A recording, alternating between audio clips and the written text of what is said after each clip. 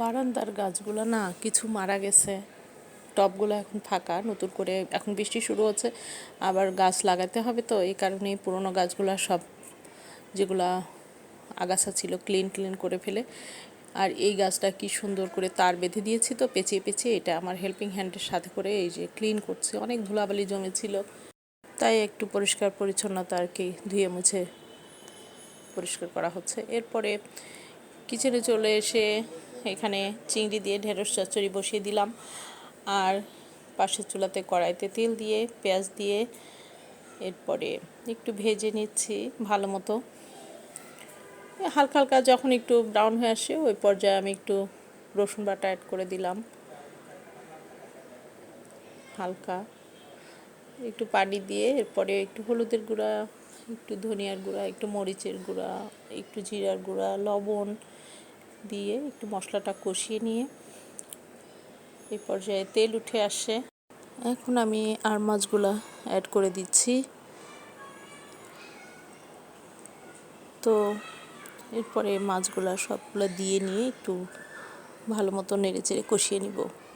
আসলে এই সব মাছ আমি যে মাছগুলার আঁশ নাই, এই মাছগুলা আসলে খেতে অনেক ভালো লাগে, যেমন বোয়াল মাছ, আর মাছ, শিং মাছ, তারপরে নদীর পাঙ্গাস, এগুলো আমার অনেক পছন্দের মাছ।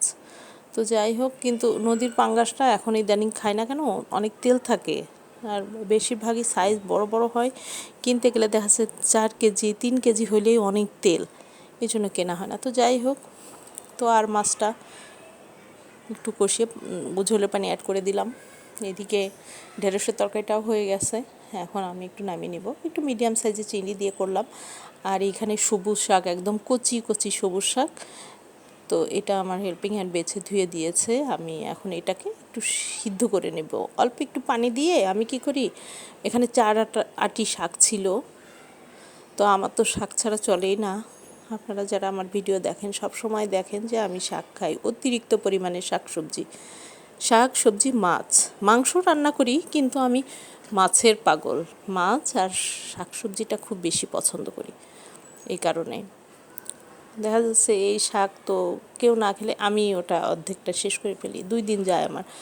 এখান থেকে 2 আটি আমি বক্সে অর্ধেকটা তুলে রাখবো, আর অর্ধেকটা এখন ভাজি করব। তো এই কথা বলতে বলতে আমার মাছ হয়ে গিয়েছে, একটু ভাজা জিরার গুঁড়ো অ্যাড করে দিলাম। তারপরে এখানে শাকটা নামিয়ে নিচ্ছি, প্লেটের মধ্যে ঢেলে নিয়ে তারপর ওই হাঁড়িটাতেই আবার তেল দিয়ে রসুন কুচি, শুকনো মরিচ আর 2-3টার মতো কাঁচামরিচ দিয়ে একটু ভেজে নেব। যখন ব্রাউন কালার হয়ে আসে ওই পর্যায়ে আমি পেঁয়াজ অ্যাড করি, কারণ রসুন পেঁয়াজ একসাথে দিই না, কারণ দেখা যাচ্ছে রসুন ভালোভাবে ভাজা হয় না, পেঁয়াজটা পুড়ে যায়। আর এইভাবে করে নিলে না রসুনটা খুব সুন্দর মানে শাকের সাথে মেল্ট হয়ে যায়, খুবই টেস্ট লাগে।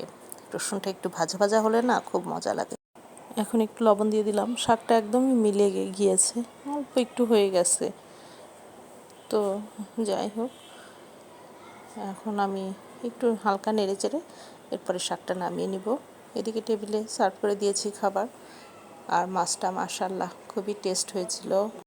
আজকে 3টা তরকারি আমার ভীষণ ভীষণ পছন্দের। তো আজকে পর্যন্ত, আগামীতে নতুন কোনো ব্লগ নিয়ে আপনাদের সামনে আসবো। Till then, stay fine, be happy and stay Jannatul Jibon lifestyle. By.